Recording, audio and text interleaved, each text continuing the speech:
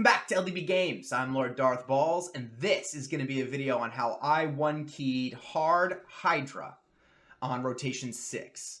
You'll see the team right here. The big damage dealers are Husk with 9.3 million, Drexar not too far behind with 9 million, and Mithrala coming in just under 8 million. Lydia, Tuhanarok, and Duchess coming in as supporting actresses. So let's get into the team. So first I've got, let's look at Drexar first, right? Because how did he come in with so much damage? Drexar's damage comes primarily from HP burn, right? His A1 is a triple hitter, has a 30% chance of placing an HP burn, so it's almost guaranteed, barring any, weak hits or, 3% resistance, whatever the case may be. And his passive has a 55% books to a 75% chance of placing an HP burn when he's attacked, which really helps keep HP burn up on as many of the Hydra heads as possible, as most of them have AoEs. The cool bonus from this is he gets an extra 10 resistance for every enemy under HP burn, stacks up to 50. Now, there's only 4 heads, so you'll only get 40 at a time if they all have it, but that extra 40 resistance can come in kind of handy. Now, he also comes in as one of the ways to control the head of Decay. His A2 has a books to a 60% chance of placing a provoke. It is an AoE, but that's irrelevant because only one head can be provoked, and he is one of the 2 champions that I have that bring provoke into this fight to help prevent that head of Decay from cleansing. Here's masteries. I went down the defense tree and the support tree. Now, I went down for Eagle Eye to get the extra accuracy, Master Hexer to potentially extend the HP burns that he puts out, and Sniper to take his A1 to a 35% chance and his passive to an 80% chance. Now, he is on my list of champions to rebuild, and what I would probably do is I would probably take away Eagle Eye and try to get in Fearsome Presence to take his A2 to 65%. And try to get a little bit of resistance, because if we look at his stats, he's got a nice defense. He's got some, decent HP. He's a little slow, in my opinion. Ideally, I want this over 210. Crit rate is 100%, but he doesn't have much in the way of crit damage. His resistance is 304. Now, when he's got all 4 HP burns out, it's 344. 4 HP burns. He's got 344 resistance. And reality is you need more like 400 for the head of Mischief in this fight. So that's an area for improvement as well. And you'll see he's got enough accuracy to do the job. Now, the other champion that did the most damage, and actually he did the most out of the 2 of them, is Husk. Husk comes in here because his A2 does damage based on the enemy max HP. And so it can be a very big hit. Now, his A3 does some decent damage as well. However, I manual most of this fight, and I don't really use this very much, as his A1 has a 40% chance of a provoke when booked, to try to help keep that head of Decay controlled as much as possible. Now, one of the downsides with this rotation is the head of Decay is Spirit Affinity, so both of my provokers are the weak affinity. And you'll notice in this run there are a lot of weak hits. So again, another area of improvement for this team. I do have him with Phantom Touch as well to try to get him some extra damage. In terms of masteries, I went down the offense and defense tree. Now, you'll notice I went down to Flawless Execution.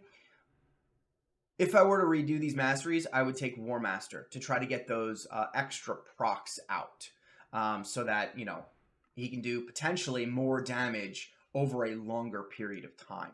In terms of his stats, you see I got him with 100% crit rate, 210% crit damage, running about a 229 speed. Now, if I were to rebuild him, I would try to get rid of this attack, as attack does nothing for his kit, and I would try to build up his survivability a bit more. But I have enough accuracy to do the job in this fight. Now, the third biggest damage dealer is kind of out of left field here. We got Mithrala coming in. She's got a double hit on her A1 with a couple poisons, but there's only, 1, maybe 2 heads that can be poisoned, so this really doesn't come into play very much. The bulk of her damage comes from her A2. she can put Hex on every enemy for 2 turns. Now, Hex will take the damage you do to a champion, to an enemy, and spread it across every other enemy that has Hex. So this is where all of her damage is coming from. She also brings an increased defense for my defense-based champions, and just survivability overall. The increased attack in this fight is completely worthless. It is what it is. She brings a full team cleanse, a strengthen, and shield on her A3 for some protection and some control of your own team, right, to clear off any debuffs that do land.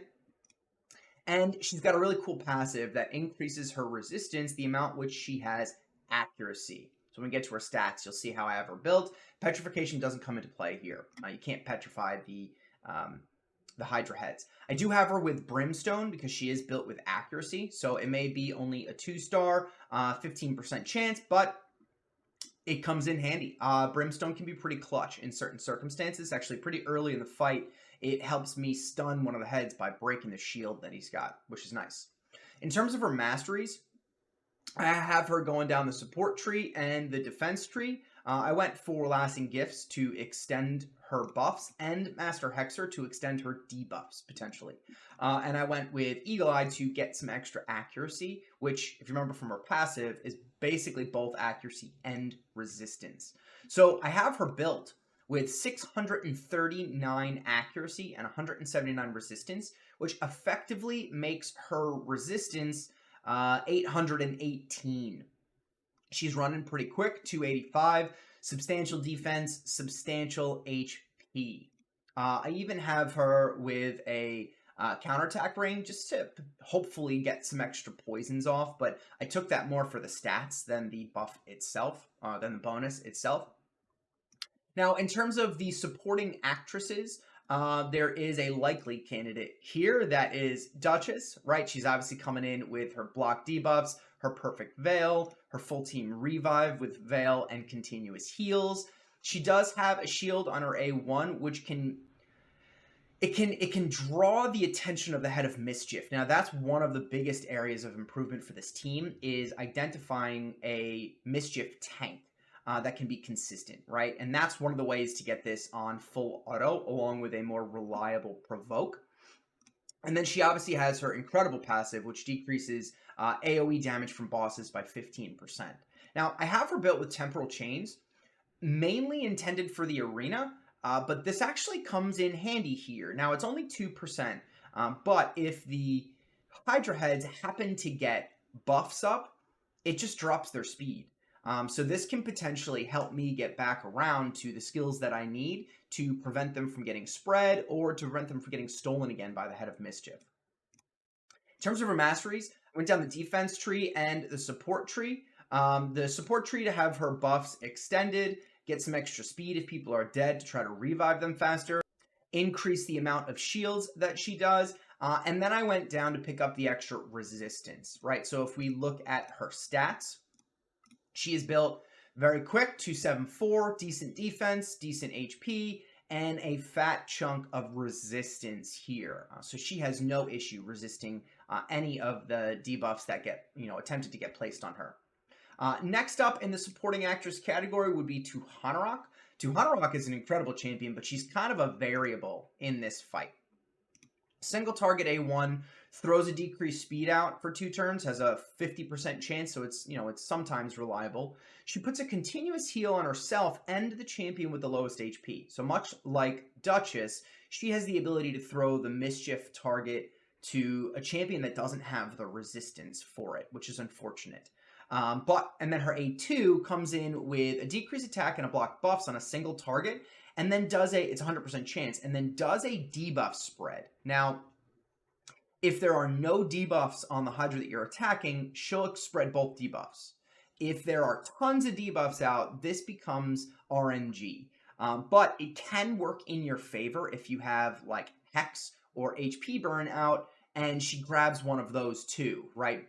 As long as she grabs block buffs, it's incredible. Grabbing Hex, grabbing HP burn just helps keep those up longer. And obviously, if it grabs a decreased attack, it helps for damage mitigation.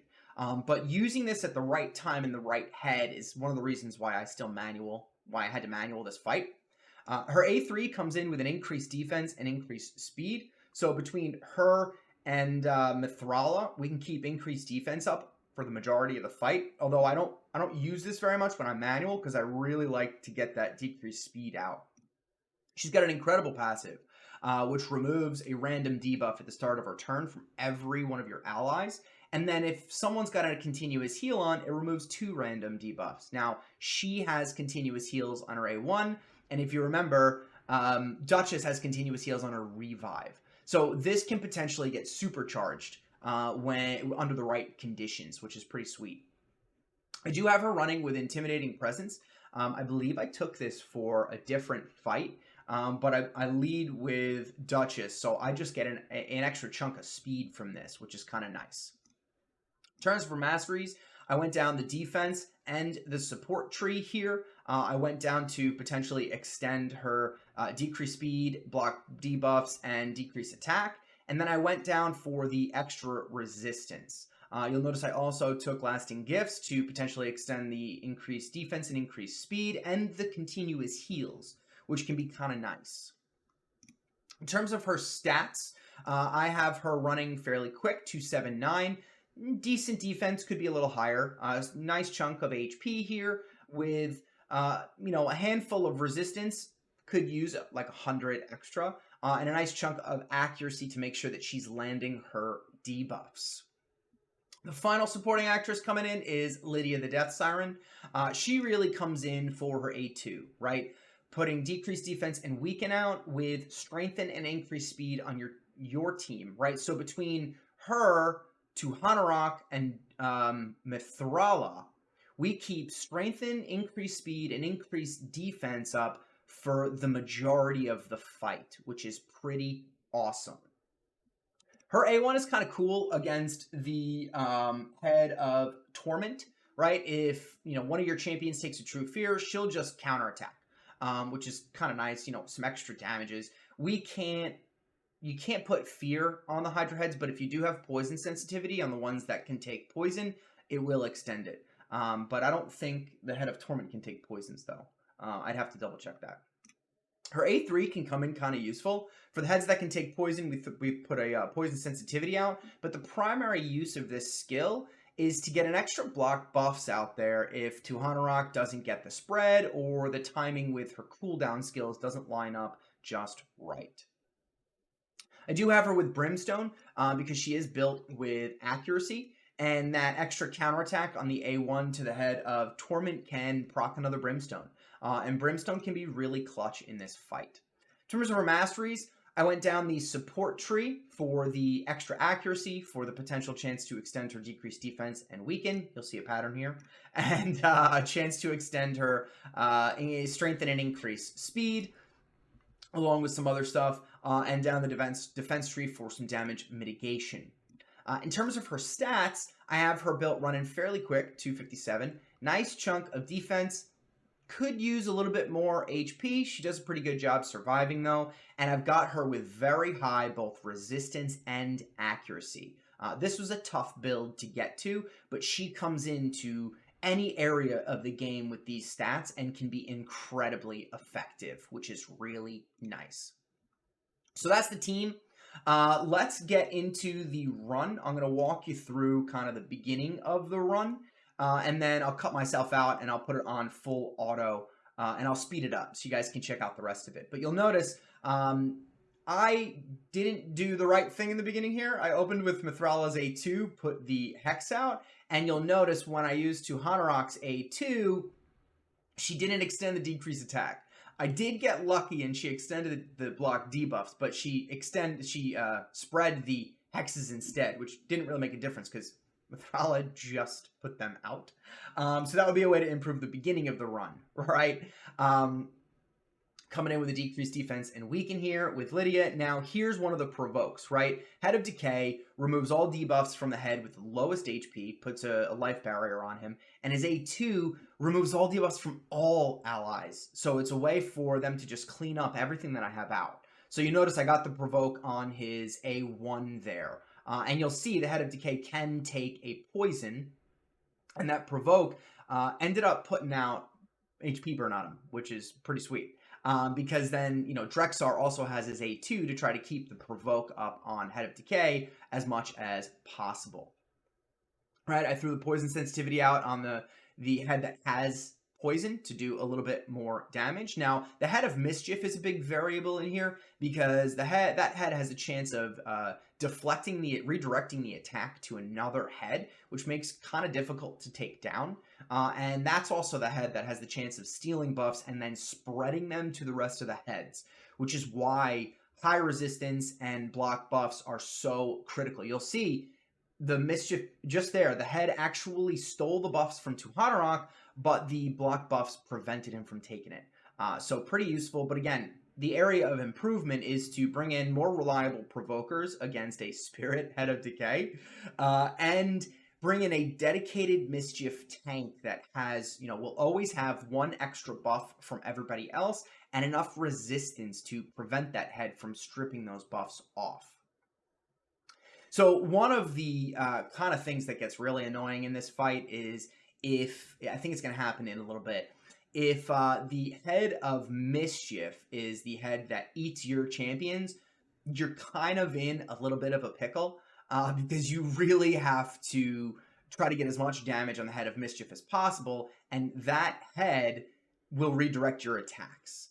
So it's probably the worst head to have eat one of your champions.